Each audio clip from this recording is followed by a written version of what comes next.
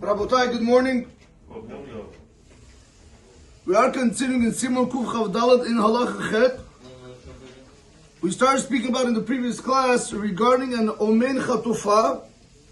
We saw that the first understanding is to say Amen correctly with a kamat, right? Not Omen, not Uman, not Amen. Today, Rabotai, we want to see a different understanding of what does Omen Chatufa mean.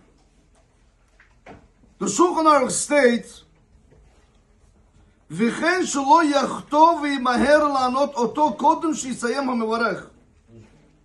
That one should not rush and hurry to answer Amen prior to the one that is saying the blessing or the Kaddish. Very important.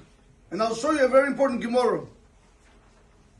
When you are answering Amen after the Chazan or after the one that is saying Kaddish, you have to allow him to finish the complete bracha. You should not say prior to before he finishes. For example, let's say the Chazan is saying Baruch Ata Hashem. We answer Baruch Hu Baruch Shemo.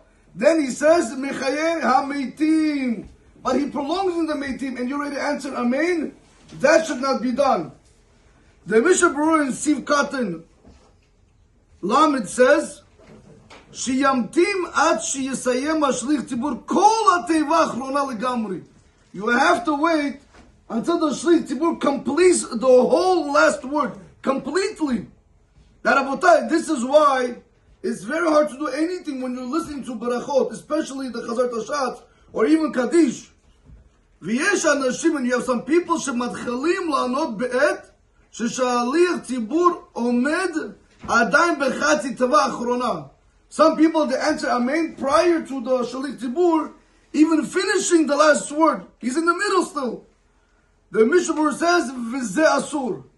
Now, is this a bad thing to do or not? Kan Chorov? Is this a bad thing or not? If you have a person that's in the middle of the Shemona Esrei or in the middle of Kaddish or anything else, doing the Tefillah speaking, and he just hears, he thinks he heard something, and he says, Amen, prior to it, Rabotai, listen to this Gemara.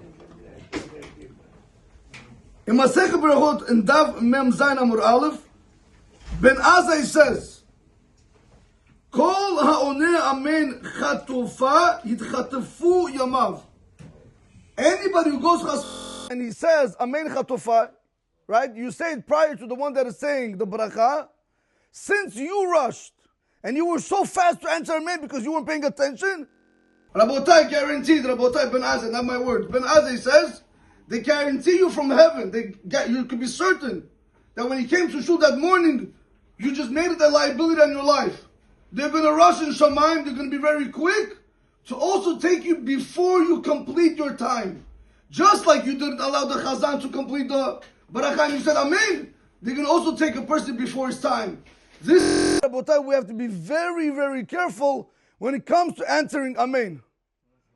Stay in your place, Rabotai. Look into the siddur, open, focus, not Rabotai back and forth. Musar for today. That was not Musar. Now we're going to speak about the Musar.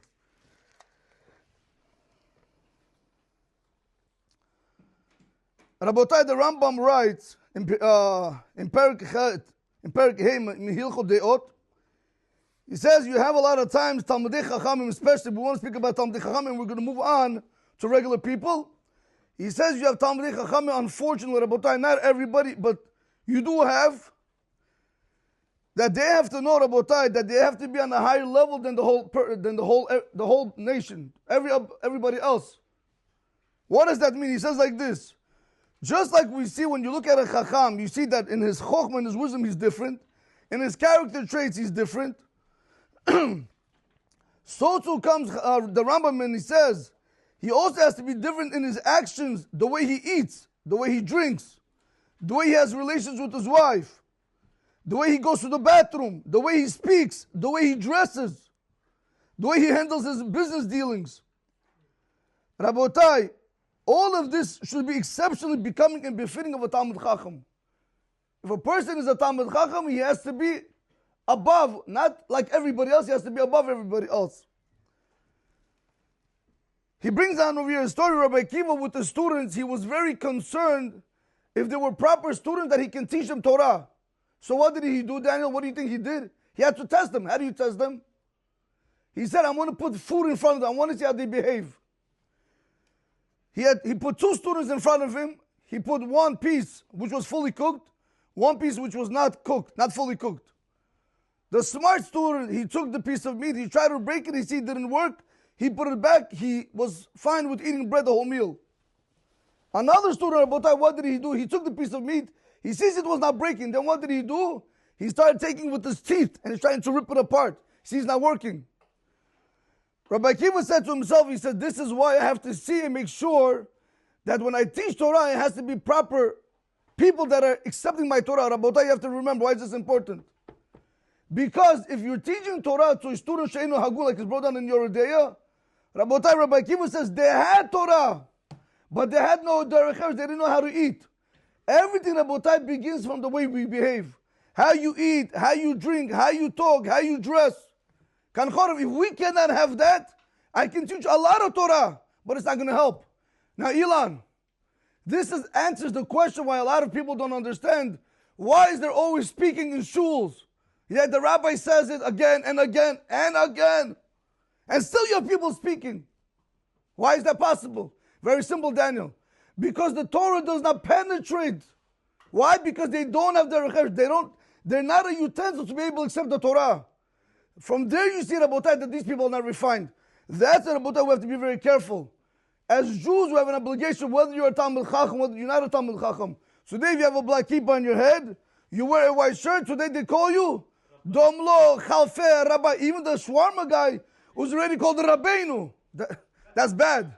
Because now, if all of you guys become Talmud Chachamim, now we always have to be on our best behavior. Baruch Adonai Olam. Amen wa amen.